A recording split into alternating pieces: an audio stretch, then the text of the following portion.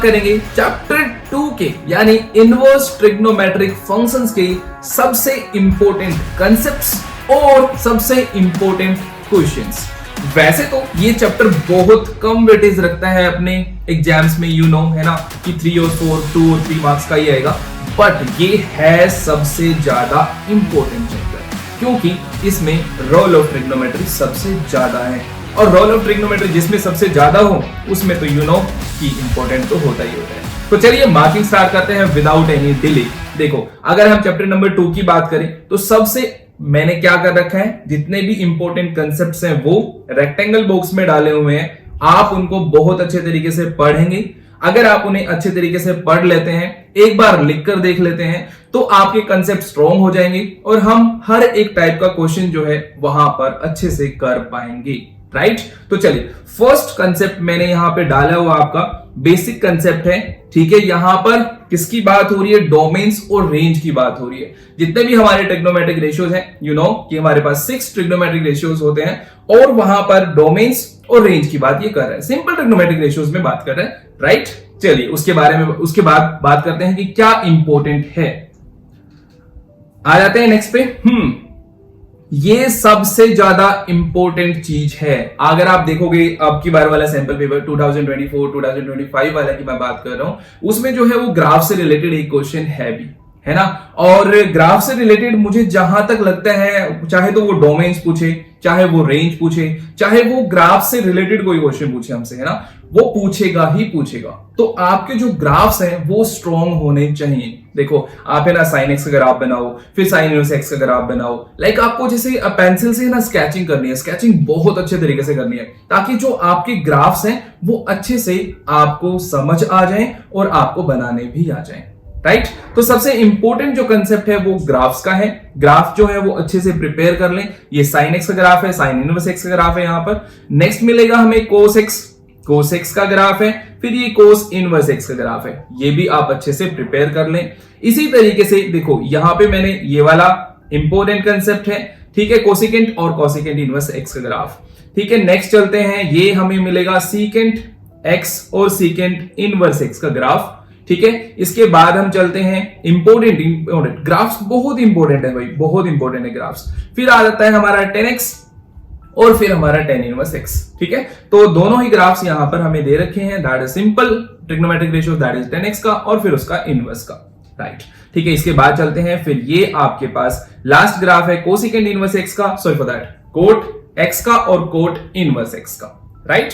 चलिए, इसके बाद फिर यहां पर देखो, ऊपर जो बात हो रही थी वो सिंपल ट्रिग्नोमेट्रिक रेशियोज में डोमेन्स और रेंज की हो रही थी। अगर हम यहां पर बात करें तो यहां पर सिंपल ट्रिग्नोमेट्रिक रेशियोज में डोमेन्स और रेंज की बात हो रही है। लेकिन अगर आप यहां पर देखोगे इस कंसेप्ट में यहां पर, तो सॉरी फॉर दैट, जितने भी हमारे इनवर्स ट्रिग्नोमेट्रिक रेशियोज हैं उसमें डोमेन्स और रेंज की बात हो रही है। किसकी बात हो रही है? डोमेन्स और रेंज की बात हो रही है। तो ये वाला टेबल जो पहले वाला है, ठीक है, जितने भी, वैसे तो मैंने जितने भी रेक्टेंगुलर बॉक्स में डाले हुए हैं वो सारे के सारे यहां पर इंपॉर्टेंट हैं। ऑफ कोर्स वो बहुत ज्यादा इंपॉर्टेंट है। ठीक है, तो चलो इन्हें आप प्रिपेयर कर लेना।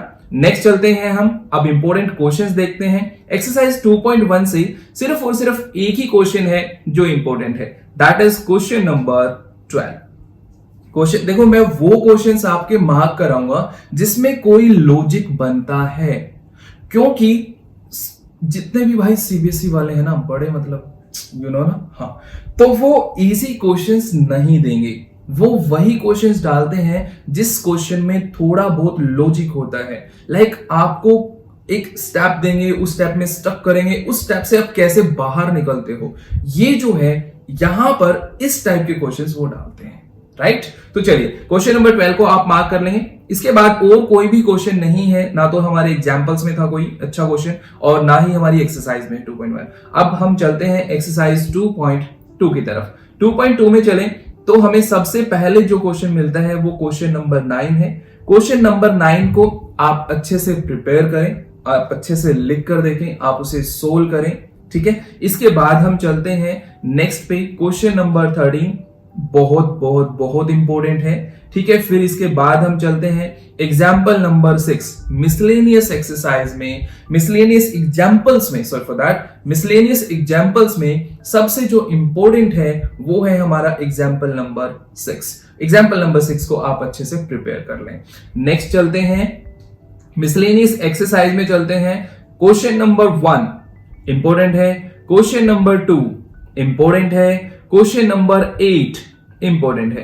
बाकी इनमें से कोई भी क्वेश्चन जो है वो इंपॉर्टेंट नहीं है। भाई ये वैसे तो ये थोड़े से दिखने में या फिर करने में बड़े क्वेश्चंस हैं, लेकिन ये बहुत सिंपल क्वेश्चंस है ना।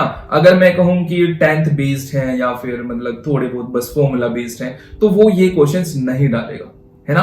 वो सस्ते क्वेश्चन नहीं डालेगा, ऑफ कोर्स वो सस्ते क्वेश्चन बिल्कुल नहीं डालेगा, ठीक है। फिर हमारा देखो कौन सा हो गया इसमें, फर्स्ट हो गया हमारा, मार्क कर लें आप भी मेरे साथ, सेकंड हो गया हमारा, और फिर 8th है हमारा, ठीक है। इसके बाद हमारा एक क्वेश्चन और है, दैट इज क्वेश्चन नंबर 14। ये भी बहुत बहुत बहुत इंपॉर्टेंट है, ठीक है। तो बस इतने से क्वेश्चंस है ना। क्वेश्चंस बहुत कम है इसमें, लेकिन जो इसके कंसेप्ट्स हैं वो सबसे ज्यादा हैं, है ना। आपको ट्रिग्नोमेट्री के फॉर्मूले सारे लर्न करने पड़ेंगे। ट्रिग्नोमेट्री फॉर्मूलाज अगर आपको एक शीट पर चाहिए, ट्रिग्नोमेट्री के जितने भी फॉर्मूलाज हैं अगर आपको एक शीट पर चाहिए, उनकी पीडीएफ अगर चाहिए, तो आप मुझे कमेंट बॉक्स में बता सकते हैं। I will provide the PDF of the all trigonometric formulas, ठीक है। तो चलिए आज के लिए इतना ही। हमारा ये चैप्टर 2 आज हमने मार्क किया। नेक्स्ट वीडियो में हम मार्क करेंगे चैप्टर नंबर 3 में जितने भी इंपॉर्टेंट क्वेश्चंस होंगे उनको। तो चलिए मिलते हैं नेक्स्ट वीडियो में, तब तक के लिए बाय बाय।